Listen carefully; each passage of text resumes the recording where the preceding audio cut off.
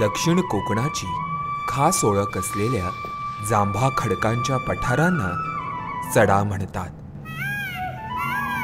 उन्हाळ्यात गवताच्या सुकलेल्या भाराखाली दडपून गेलेल्या या किनारपट्टी भागातील सड्यांवर पावसाच्या थेंबांनी नवजीवन साकारायला सुरुवात होते.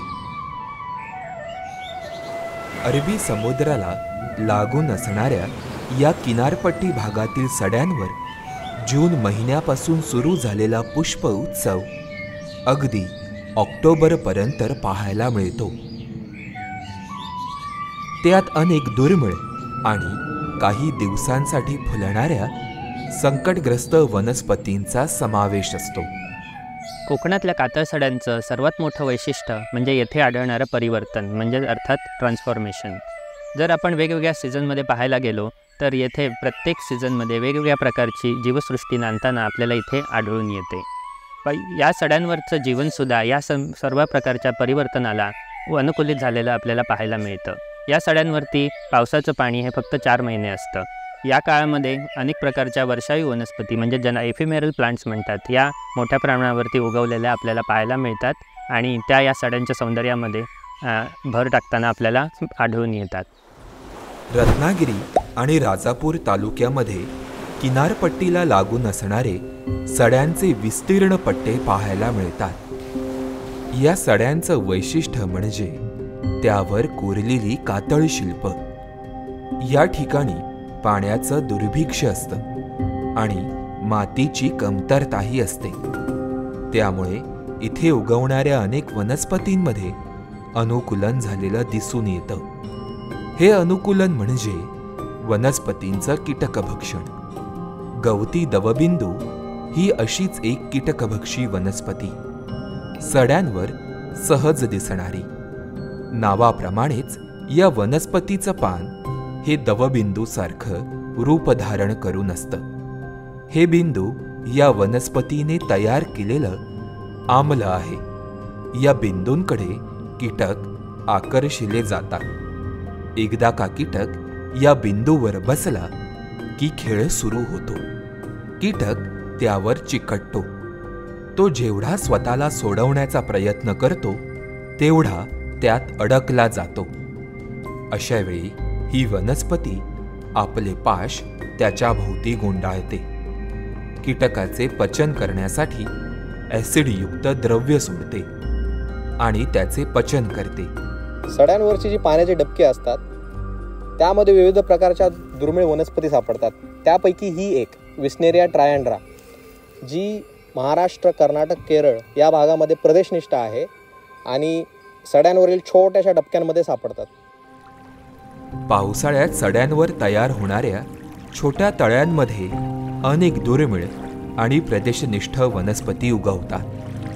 राजापूर तालुक्यामधील साखर गावातील हे तळं संकटग्रस्त असणाऱ्या 5 प्रदेशनिष्ठ वनस्पतींचा अधिवास आहे. बंद पडलेल्या चिरेखणीतील या तळ्यामध्ये उगवणाऱ्या वनस्पती अत्यंत दुर्मिळ आहेत. यामधील अपोनोगेटॉन नतेशी ही संकटग्रस्त वनस्पती महाराष्ट्रात केवळ याच तळ्यामध्ये सापडते. तर जगात केवळ राजापूर तालुक्यामध्येच सापडणारी भुईगोंड्याची ही प्रजात याच तळ्यामधून डॉक्टर अरुण चांदोरे यांनी 2019 मध्ये शोधून काढली. भुईगोंड्याच्या वेगवेगळ्या प्रजातींची पांढरी चादर सड्यांवर पसरल्यासारखी दिसते. भारतात भुईगोंड्याच्या साधारण 80 ते 85 प्रजाती आढळतात. या वनस्पतीच्या गोलाकार गोंड्यांचे नीट निरीक्षण केल्यावर लक्षात येतं की प्रजातींनुसार या गोंड्यांच्या रचना वेगवेगळ्या आहेत. सडे आणि माणसाचं जीवन हे फार पुरातन काळापासून एकमेकांवरती अवलंबून असल्याचं आपल्याला आढळून येतं. या कातळ सड्यांवरती वेगवेगळ्या ठिकाणी आढळून आलेली कातळ शिल्प असोत किंवा आदिमानवांच्या गुहा असोत आणि या गुहांच्या आसपास सापडलेली हत्यारं असोत, याच्यातून फार प्राचीन कालापासून माणूस आणि सडे यांची एक जीवनशैली विकसित झालेली आपल्याला आढळून येते. लहान मोठ्या जांभा दगडांनी विखुरलेला सडा वरकरणी निर्जीव वाटत असला तरी या खडकांखाली अनेक जातीचे जीव राहतात. अशा खडकांखाली राहणाऱ्या जीवांचा अभ्यास केला तो संशोधक जिथिन विजयन आणि त्यांच्या सहकार्यांनी. या अभ्यासात विजयन यांनी सड्यावरील 7170 दगड उचलून त्याखाली राहणाऱ्या जीवांची नोंद केली. त्यामधील प्रमुख प्राणी होते शेषाचारी देवगांडूळ, व्हाईट स्ट्राइप्ड वायपर गेको आणि फुरसे साप.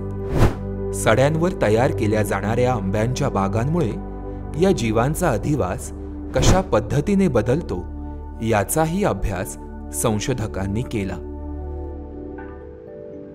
सप्टेंबर महिन्यात पावसाचा जोर कमी झाल्यावर सड्यांना पुन्हा एकदा उन्हाचा सामना करावा लागतो.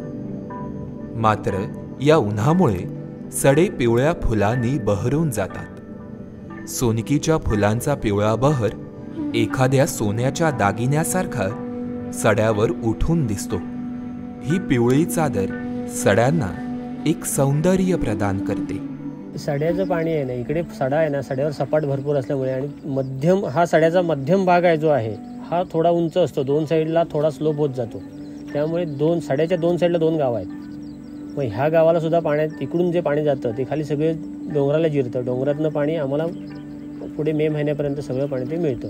तसंच ह्या साईडचा डोंगर आहे, दोन्ही साईडच्या गावांना हा पाण्याचा पुरवठा सड्याच्या पाण्याचा भरपूर होतो. रत्नागिरी आणि राजापूर तालुक्यातील किनारपट्टी भागातील हे सडे पर्यावरणीयदृष्ट्या अत्यंत महत्त्वपूर्ण आहेत. म्हणूनच त्यांचं संरक्षण करणं ही काळाची गरज आहे.